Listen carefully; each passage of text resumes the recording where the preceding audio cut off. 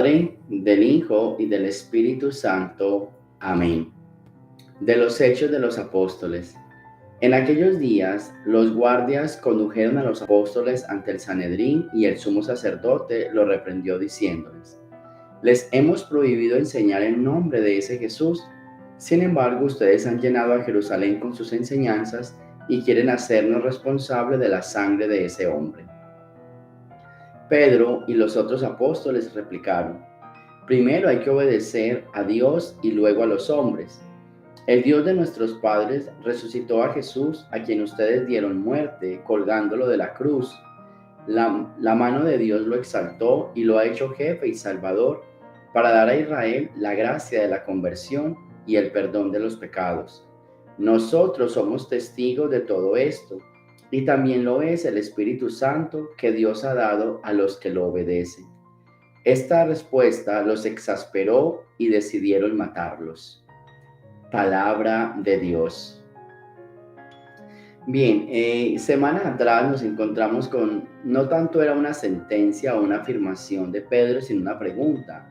Pregúntense ustedes a quién hay que obedecer primero, a Dios o a los hombres. Esa fue una pregunta que Pedro hizo la semana pasada, pero ya hoy dice Pedro la misma sentencia, pero ya no en pregunta, sino en afirmación. Primero hay que obedecer a Dios y luego a los hombres. Que era ahí cuando yo les hablaba de el buen director espiritual, de poner las cosas en manos de alguien, como que le diera claridad a todas las inspiraciones, a lo que debíamos hacer en nuestra vida. Pues hoy nuevamente se toca este tema, pero ya en afirmación. Primero Dios. Es bien importante que tampoco juguemos con este tema del primero Dios, porque hay gente que, que con el nombre de primero Dios se descuidan muchísimas cosas.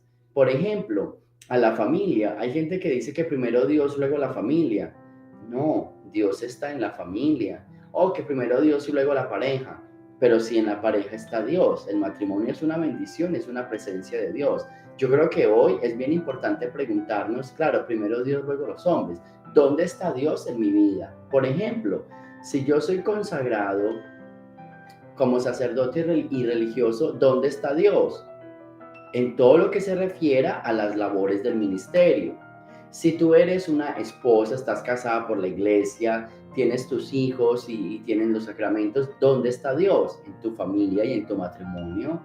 Cualquier otra cosa que vaya entrando en medio de tu vida, cualquier otro ministerio, cualquier otro servicio, es parte de Dios, pero no es la razón principal o no es la presencia principal de Dios. Dios está en tu matrimonio porque primero te casaste.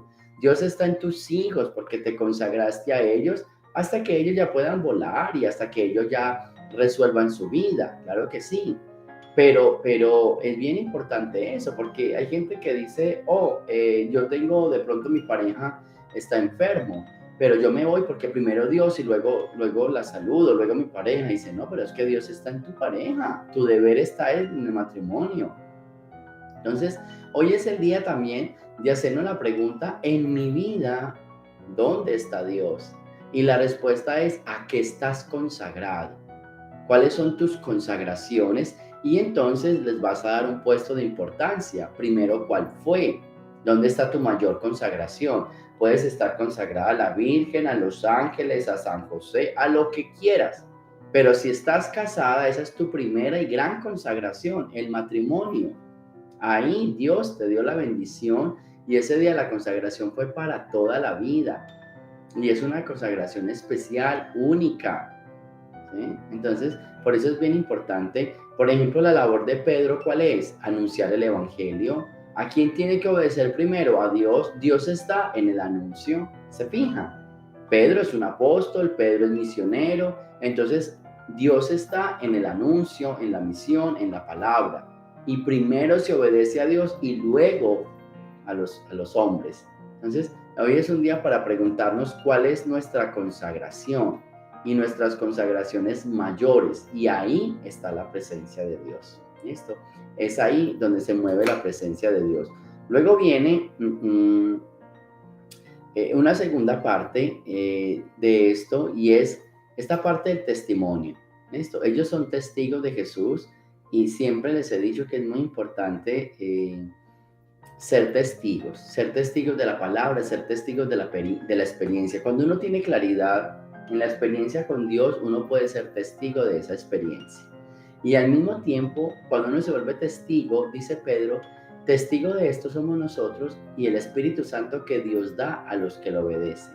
O sea, el ser testigo es disponernos a obedecer esa palabra de Dios, a obedecer ese mandato de Dios, a entrar en esa presencia de Dios, y ahí recibimos el poder del Espíritu Santo. Alguien podría preguntarme, bueno, ¿y cómo se recibe el Espíritu Santo? El Espíritu Santo se recibe cuando caminas en obediencia de tus consagraciones. Cuando tú caminas en obediencia de tu consagración, el Espíritu Santo te va ayudando. Cuando tú entregas tu vida en las manos de Dios y sirves a Dios y te preocupas por hacer excelente servicio en aquello que Dios te consagró, Él te va dando el Espíritu Santo. Te va acomodando todo, te va dando sabiduría, te va dando poder, te va dando todas las gracias necesarias que tú necesites durante el día a día. Como dicen por ahí, Señor, encárgate de mis cosas, que yo me encargo de las tuyas. Así es, así que hoy es un día para decirle, bueno, yo quiero ser dócil al Espíritu Santo y voy a ser dócil cuando me encargo de las cosas del Señor, de esos actos de consagración donde yo siento que está la presencia de Dios.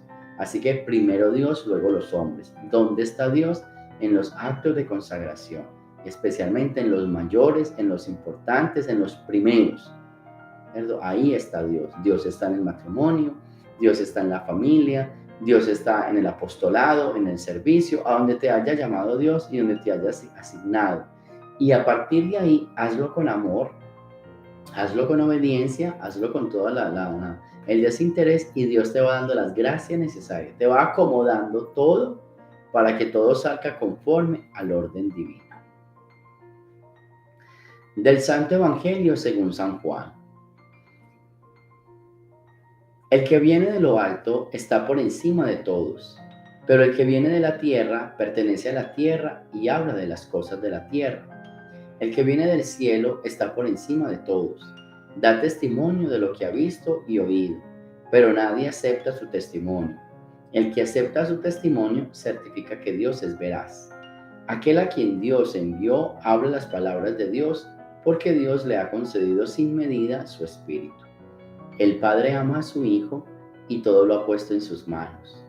El que cree en el Hijo tiene vida eterna, pero el que es rebelde al Hijo no verá la vida, porque la cólera divina perdurará en contra de él. Palabra del Señor. Bien, y aquí tenemos este tema del testimonio. ¿Listo? El que viene de lo alto está por encima de lo alto, el que viene del cielo está por encima de todos, y entonces el que cree en estas palabras, acepta el testimonio, entonces obtendrá la salvación. La salvación viene del creer en el enviado de Dios Padre, que es el Hijo, y creer en el testimonio. Aquí hay algo bien interesante, aparte de esto, dice, no ser rebelde al Hijo, disponernos siempre a escuchar la palabra. Mire, la Biblia es la palabra de Dios.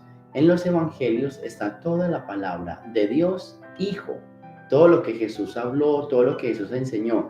Yo me quiero centrar ahí y yo los invito a que lean los evangelios.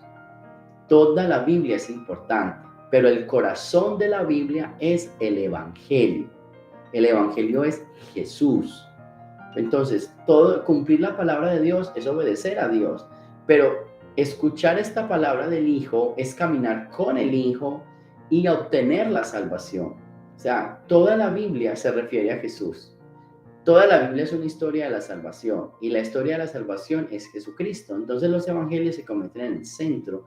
Por eso les recomiendo, si quieren leer la Biblia, comiencen con los evangelios. Si quieren heredar la vida eterna, lean los evangelios. Escuchemos siempre la palabra de Jesús. Jesús nos habla directamente desde el Padre. Vamos a decir algo sépamelo entender. Los demás son mensajeros de Dios, no mensajeros así de teléfono roto, digámoslo así, que no se pueden equivocar, pero son que nunca lo han visto, simplemente por inspiración. Pero cuando habla el Hijo, habla directo, porque le ha escuchado al Padre, porque ha visto al Padre, porque sabe las intenciones del Padre. ¿Sí ven? Entonces, El Evangelio es el corazón de la salvación. Y hoy nos está diciendo, el que cree en el Hijo cree en el Padre. Y el que cree en el Hijo obtendrá la salvación. Entonces vamos a enamorarnos de Jesús, vamos a creer en Jesús, vamos a escuchar las palabras de Jesús y a partir de ahí vamos a vivir toda la palabra de Dios. No se preocupe, que cuando uno escucha a Jesús, Jesús no dice nada contrario a la palabra de Dios, pero Él explica con esa claridad, con esa especificidad, nos da la enseñanza de lo que tenemos que hacer. Así que enamorémonos de Jesús, ¿cierto? Enamorémonos de Jesús, que Él haga morada en nosotros y eso nos va a dar apertura para poder trabajar con el Espíritu Santo en el reino de los cielos. Gloria al Padre, al Hijo y al Espíritu Santo, como era en el principio, ahora y siempre, por los siglos de los siglos. Amén. El Señor esté con ustedes y la bendición de Dios Todopoderoso, Padre, Hijo y Espíritu Santo, descienda sobre ustedes y me los acompañe siempre. Jesús, María y José, aleluya, aleluya.